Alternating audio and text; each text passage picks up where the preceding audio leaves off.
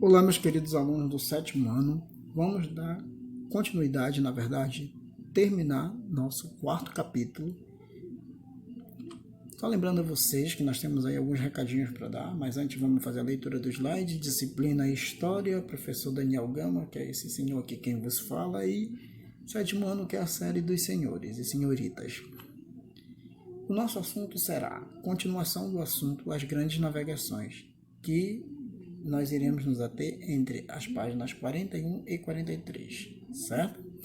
Então, gente, antes de nós falarmos no assunto em si, deixa eu deixar um aviso para vocês. Não esqueçam de fazer as atividades dos livros, tanto faz Cidadania Moral e Ética, dos livros em História e das atividades que estão indo para coordenação, tá? Que está sendo entregue esses exercícios. Porque quando nós retornarmos, nós vamos estar voltando e eu estarei cobrando esses assuntos de vocês, certo? Então vamos lembrar, recapitular um pouquinho aqui o que nós fizemos na aula passada. Eu vou voltar só um slide aqui, que é para poder trabalhar aqui sobre as grandes navegações. Nós trabalhamos as grandes navegações no período, principalmente o que levou os portugueses a serem os primeiros a navegar os rios, os mares, na verdade, certo? Só que, passado o tempo, agora nós vamos entrar no surgimento do Estado espanhol, né, como a segunda potência a navegar os rios. Então, olha o que diz o primeiro slide. A união dos reinos de Castela e de Aragão fez surgir na União Ibérica o Estado espanhol, que, assim como os portugueses em sua luta de reconquista, fez surgir o Império Cristão. Então, essa luta do Império Espanhol foi também contra os turcos, né? Os turcos otomanos, que também tinham dominado aquela região, né? Por isso que, assim como os portugueses, os turcos tinham dominado, os turcos otomanos tinham dominado os portugueses, eles também dominaram a região da Espanha também. Então a luta deles eram muito parecidas. Então, vamos avançando. Aí a imagem da bandeira é espanhola, né? Que até hoje vigora, desde a época em que eles se constituíram enquanto Estado, né? E até hoje essa é a bandeira do país espanhol, do Reino Espanhol, né? Na verdade. Para quem não sabe, a Espanha é uma monarquia, tá, gente? Mesmo após muitas controvérsias do Porto de Polos, no dia 3 de agosto de 1492, iniciando assim o período das grandes navegações. Ou seja, gente, no dia 3 de agosto de 1492, inicia-se as primeiras navegações. Então, qual vai ser o fator que vai fazer com que essas grandes navegações ocorram? A união dos reinos, né? Tanto de Castela e Aragão, português com espanhol, vai favorecer com que, com o apoio da burguesia, claro, esses comerciantes ávidos por ampliar o seu mercado, né? Eles vão, de certa forma, lançar-se ao mar, né? Ao Atlântico, né? Para explorar, para ver o que tinha de novo para eles conquistarem, né? Porque só assim eles acreditavam que eles iriam conseguir aumentar as riquezas deles e fortalecer o Estado português e espanhol ao mesmo tempo. Naquela época, por exemplo, se entendia que se fazer um casamento entre pessoas de reinos diferentes ajudava a fortalecer o reino em si, porque havia junção entre os reinos, né? Então, um reino só já é muito forte. Quando há uma junção de um com o outro, mais forte ainda ficava. Tanto que a gente vai ver na história da humanidade, que vários casamentos foram arranjados, foram feitos justamente no intuito de juntar forças, né, entre os povos, certo? Então vamos seguir aqui. Então isso gerou o quê? A partilha do mundo. Mas essa partilha do mundo também, de alguma forma, ela vai trazer alguns conflitos ali para o povo. E esses conflitos vão se dar justamente porque esses conflitos eles vão ocorrer porque na virada do século XV para o século XVI, Portugal e Espanha, após essa descoberta, passaram a se configurar como os estados ricos, ou seja, os mais poderosos. Lógico, eles estavam indo por ali, já estavam conquistando alguns povos pela África, né, por causa do périplo, né, que eu não falei para vocês porque também nessa época também a Itália vai criar os embargos, né, que vai proibir ela chegar ao caminho das Índias pelo percurso que ela fazia, então ela vai ter que contornar. E indo, contornando ali pela África, pela costa da África, ela já vai conquistando alguns povos por ali também, tá? Os portugueses e espanhóis. Passaram a se configurar como estados ricos e por isso disputar áreas a serem descobertas, gerando conflito entre as nações. Ou seja, tipo assim, os dois estados eles não vão se achegar a um consenso, né? Então, para isso, a gente vai ter que pensar, a gente vai ter que ter intervenção da igreja, que vamos lembrar que aí nós já estamos falando no período de dominação da igreja, né? Idade Média. Então, o que acontece? Que vem desde a Idade Média, né? E permanece aí já no período das grandes navegações, que depois vai só acabar com o advento da ciência, né? Mas só no 17. E aí nós ainda estamos no século XVI, só para situar vocês. Então, o que acontece? Como no século XVI a igreja ainda tinha essa influência, então o que acontece? Todas essas questões vão ter que ser levadas para a igreja decidir. Então é quando ocorre os chamados tratados de partilha do Novo Mundo. Foram feitos 2 tratados, tá? O primeiro foi chamado de Bula Intercoetera, criado pelo Papa Alexandre VI, em 4 de maio de 1493, tá? O que definia? O Papa, ele definiu que a partilha do Novo Mundo teria que ser de leste a oeste, certo? E que a parte sul ficaria para um povo e a parte norte ficaria para um outro povo. Tá? Mas a terra deveria ser dividida de norte a sul. Só que Portugal não ficou contente, porque o que acontece? A maior parte das terras que ficaram para Portugal estavam mais banhados de oceano. Então eles se organizaram e fizeram um outro tratado que continua aí nesse mesmo slide, chamado de Tratado de Tordesilhas, assinado num povoado chamado Castelhana e Tordesilhas, em 7 de julho de 1494, um ano, portanto, posterior a isso. Tá? Aí, nesse tratado, ficou definido que as terras, o Novo Mundo, né, iria ser dividido de norte a sul. Então, parte do território que ficasse a leste pertenceria a um povo e a oeste pertenceria a outro povo também, tá? Isso a gente vai conseguir chegar porque a gente vai chegar nesses assuntos mais à frente. Então, o monopólio comercial ele foi muito importante, por exemplo, para mostrar que Portugal e Espanha tinham esse poderio todo, porque o que acontece? Como Portugal estava geograficamente voltado para o Oceano Atlântico, então, assim, na cidade de Lisboa, era uma cidade ali que o comércio era muito grande. Então, na cidade de Lisboa, tanto chegavam os produtos que iam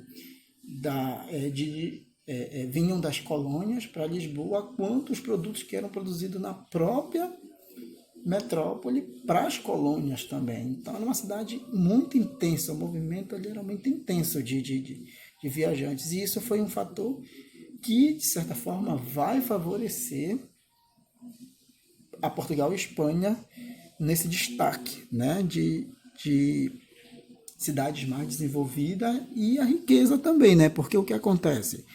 Ao mesmo tempo em que esses estados vão navegando, eles vão conquistando novas riquezas, né? Com o processo de exploração deles das outras nações. A conquista do Novo Mundo foi fundamental para a consolidação das monarquias nacionais absolutistas. Lá na frente nós vamos falar de absolutismo, mas eu vou já dar uma dica para vocês o que é absolutista. As características dessas riquezas vieram do monopólio comercial, como eu mostrei para vocês, os dois monopolizavam, né, esse monopólio, só tinha entre eles comandavam. A complementariedade que se deu porque os produtos que vinham das colônias complementavam os que faltavam, que eram as especiarias que não tinha na metrópole. E a metrópole, tipo assim, o melaço, que muitas vezes era produzido lá, também era enviado para a África, também, e outros produtos que eram comercializados lá, tá? E o escravismo, né? O escravismo foi uma forma de mercado muito intensa que vai fazer com que justamente os portugueses e espanhóis comecem a comercializar, né? Como eu falei para vocês, como eles faziam esse comércio intenso entre Europa e África, então era muito comum que lá dentro da África os povos brigassem entre si. Então, quando os povos brigavam entre si, o que aconteceu? Os derrotados, geralmente, eles eram transformados eles eram escravizados.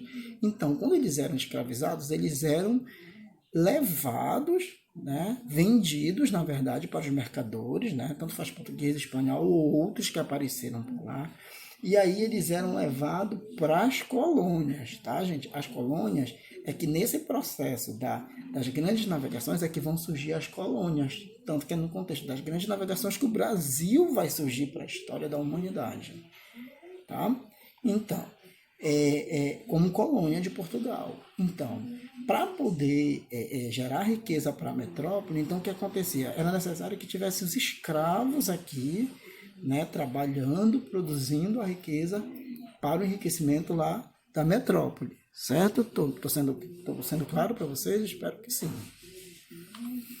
Aí, mais uma vez, nós vamos dar uma passada pelos produtos que enriqueceram, né?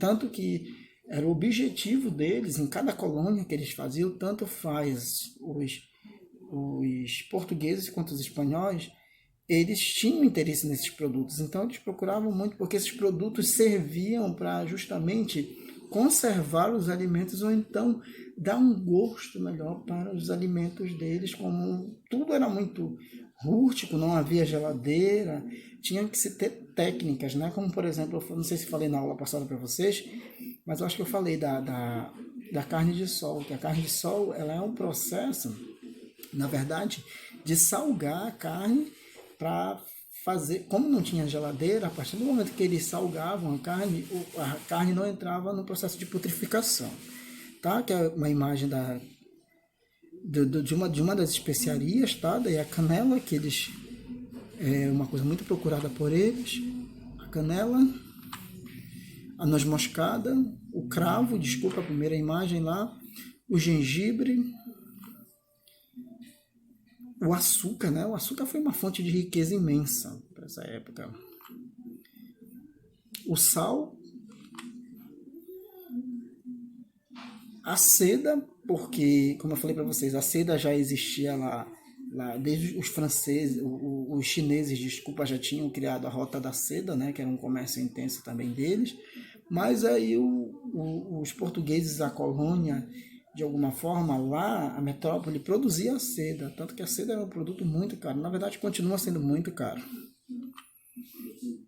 O ouro, que foi muito pesquisado por eles, justamente quando eles iam para essas colônias, eles iam em busca do Eldorado, né? Que o Eldorado era encontrar uma cidade, porque o que acontecia? A partir do momento que eles conseguiram explorar as civilizações andinas, que é Inca, Maia e Astecas, encontraram muito ouro, os espanhóis passaram para os portugueses que nessas terras, né, poderiam se encontrar muito ouro, e ouro era a medida da riqueza daquela época, né?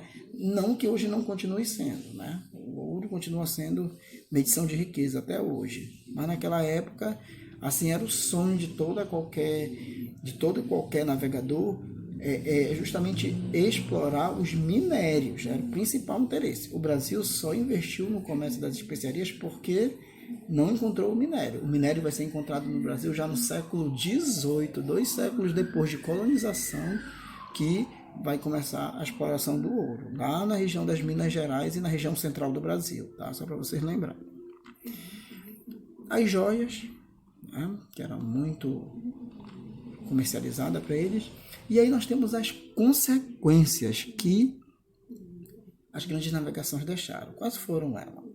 Como consequência, houve a modernização dos estados, a ampliação do conhecimento de mundo, né, porque eles enfrentaram o mundo, o medo deles, e perceberam que a Terra não era quadrada, como a igreja dizia, que não existiam esses monstros todos no Oceano Atlântico que iriam destruir, que se vingavam deles, mas inclusive eles usavam esses argumentos às vezes para justificar alguns conflitos que haviam dentro deles ali, por exemplo, assim, um navegador se estranhava com o outro dentro do barco, pá, matava. Aí eles diziam que, por exemplo, foi um monstro, né, que derrubou, que geralmente afundou o barco, ou então que matou aquele parceiro dele para ele poder não ser condenado lá no Império, né? Mas na verdade não era.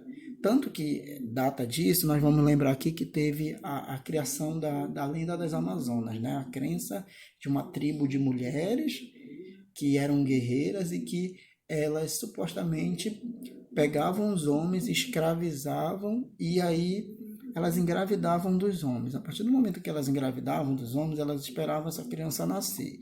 Se essa criança fosse homem, macho, era jogado no rio. Se fosse fêmea, era guardada por essa sociedade de mulheres e essas mulheres eram preparadas a vida toda para a guerra. Segundo os contos, isso a gente pode encontrar, por exemplo, nas narrações de Marquês de Carvajal, no livro chamado As Crônicas do Rio Amazonas. Tá? Vamos avançar um pouquinho. Renascimento cultural, gente. O renascimento cultural vai ser um desses resultados também. Deixa eu só voltar aqui, porque eu não li para vocês, por exemplo, desculpa, aqui as consequências. Então, as consequências foram ampliação do conhecimento, ampliação das técnicas de navegação, né, com todos aqueles produtos que eu falei na aula anterior, que foram usados, né, aqueles recursos. A formação do sistema colonial na América é um dos resultados disso, né, que eles vão trazer esse modelo da Europa e vão implantar na América, só que na condição que a colônia vai gerar riqueza para a metrópole. E o processo de aculturação dos povos indígenas. Esse processo de aculturação, o que é que quer dizer isso? O processo de aculturação é quando você começa a absorver a cultura do outro como se fosse sua. E a partir desse momento que você absorve essa cultura, você acaba perdendo a sua identidade. Então, foi isso que os portugueses, e vocês vão ver na avançada do ano das atividades, que os portugueses, eles vão, de certa forma, incentivar, até vão chegar ao ponto, eles vão tentar escravizar os indígenas, eles vão ver que não conseguem, né? E ao mesmo tempo eles vão pensar assim mesmo, ó, porque o índio tinha o tempo dele. Então, como eles não conseguem escravizar, para substituir a mão de obra que seria escrava indígena, mas que não se submeteu em sua maioria, eles vão dar identidade para o indígena, né, cidadania, e para substituir essa mão de obra eles vão trazer os negros da África para produzirem e que vão, de certa forma, construir toda a riqueza que há no país, até nos dias de hoje, certo? O renascimento cultural, gente. O renascimento cultural foi muito importante para esse processo, como consequência também, porque o que aconteceu? A partir desse renascimento cultural, que era a venda de obras, né? Tanto a igreja, lá na frente nós vamos ver um assunto sobre isso, quando chegar lá em renascimento cultural, vai ser o período em que a igreja vai começar a sofrer novas contestações, né? Novos estilos de arte vão surgir na cultura, na literatura, nos desenhos, mas a igreja também vai fazer a sua parte, vai criar o contra-ataque para que ela não sofra mais uma perda que já, conforme já tinha perdido lá com a separação da igreja ortodoxa, né? E aí o renascimento cultural ele vai se desenvolver tanto para um lado científico quanto para o lado religioso também, pela igreja, tá? Os dois lados. Gente, eu deixei para vocês aqui um exercício, tá? Eu espero que vocês respondam eles. Eu vou ler aqui a primeira questão, que diz assim: em que ano iniciaram as grandes navegações? Só quero saber o ano. Quais os nomes dos tratados que serviram para dividir o mundo? Terceiro, qual o significado da palavra aculturamento? Eu acabei de falar agora há pouco. O que ocasionou o surgimento do Estado espanhol? Qual foi o motivo? E o que foi o renascimento cultural? Tá? O renascimento cultural vocês podem tanto pegar do que eu estou falando aqui, como vocês podem também estar fazendo uma pesquisa, tá? Para aprofundar, talvez melhore até mais ainda o conhecimento de vocês, porque vocês ainda vão ter um assunto especificamente falando de renascimento cultural, então perderia a graça eu chegar aqui e falar logo para vocês, tá bom? Gente, não esqueçam, tá, de fazer todas essas atividades, porque tudo está contando ponto. Eu agradeço a oportunidade que vocês estão me dando de estar me ouvindo. E eu encontro vocês nas próximas aulas. Um abraço a todos. Tchau, tchau.